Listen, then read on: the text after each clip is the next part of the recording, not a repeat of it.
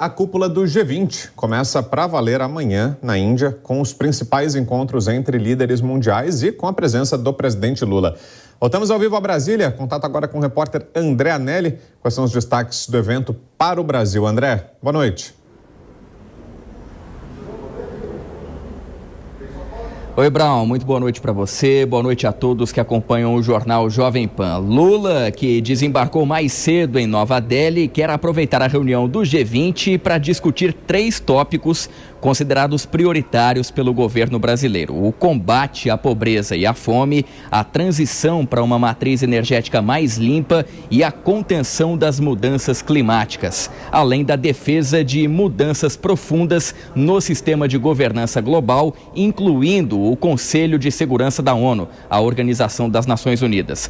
Apesar desses tópicos, vários países do bloco têm outras prioridades e estão completamente rachados em relação a diversos temas. Os principais pontos de discórdia são a guerra na Ucrânia, a proposta de adoção de possíveis metas de uso de energia renovável e discussões sobre limitações no uso de combustíveis fósseis. O primeiro dia de reuniões do G20 é neste sábado e o Palácio do Planalto confirmou que Lula deve ter pelo menos 4 encontros bilaterais durante o evento. Lula deve ter encontros bilaterais e ainda se encontrar nessas ocasiões com líderes da França, da Turquia, da Arábia Saudita e também da Holanda.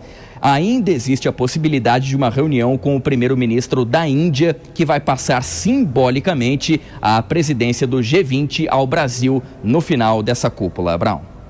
Entre os compromissos também, André, Lula vai participar do lançamento da chamada Aliança Global pelos Biocombustíveis, da qual o Brasil vai fazer parte. Do que se trata, hein, André? E há outros países engajados nessa ideia também?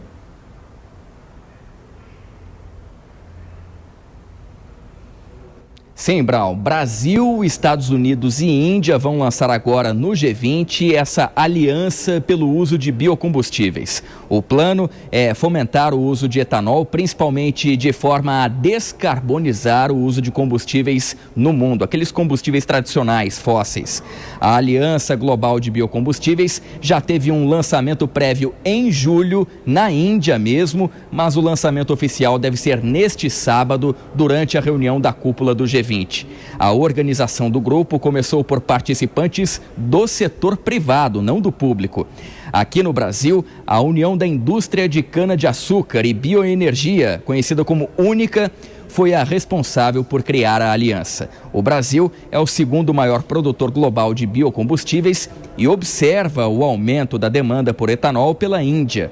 O país tem uma meta de aumentar a quantidade do combustível na gasolina para 20% até 2025. Atualmente, o patamar é de 10%. Brown. Perfeito. Obrigado, André, pelas informações. Boa noite, até daqui a pouco. Dora Kramer, qual a sua expectativa, Dora, para essa ida do presidente Lula à Índia? É possível que ela tenha resultados práticos ou se trata mais de um movimento diplomático, mais uma tentativa de aparição e posicionamento do presidente no cenário internacional, Dora?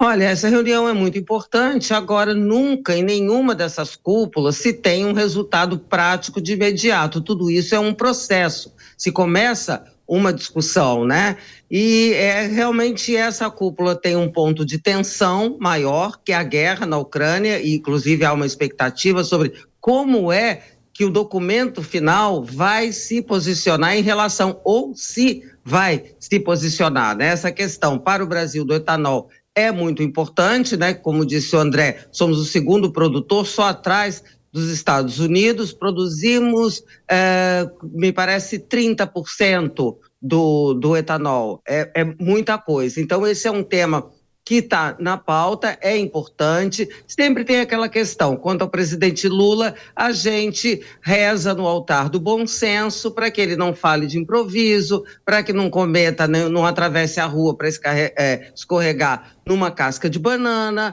até porque ele será o próximo presidente, a presidência rotativa caberá ao Brasil e o primeiro-ministro da Índia passará no domingo, simbolicamente, a presidência a ele, porque isso só começa a valer em 1º de dezembro. E o Lula, na condição de próximo presidente do G20, vai fazer o discurso de encerramento da cúpula.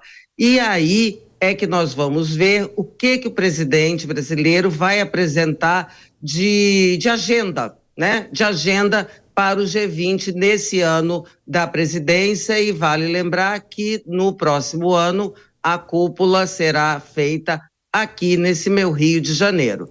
É isso, eu acho que a principal expectativa...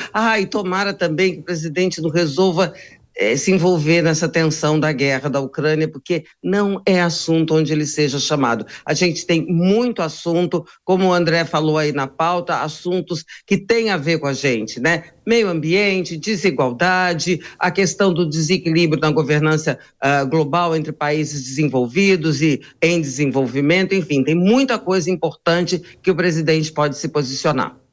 E um outro tema que tem sido recorrente nas falas do presidente, né, Nelson Kobayashi, tem sido justamente o governo anterior, né? Lula sempre, em várias aparições, tem reforçado o que seria a herança maldita que ele teria recebido do governo do ex-presidente Jair Bolsonaro, especialmente numa das áreas que vai ser destaque lá no G20, que é meio ambiente.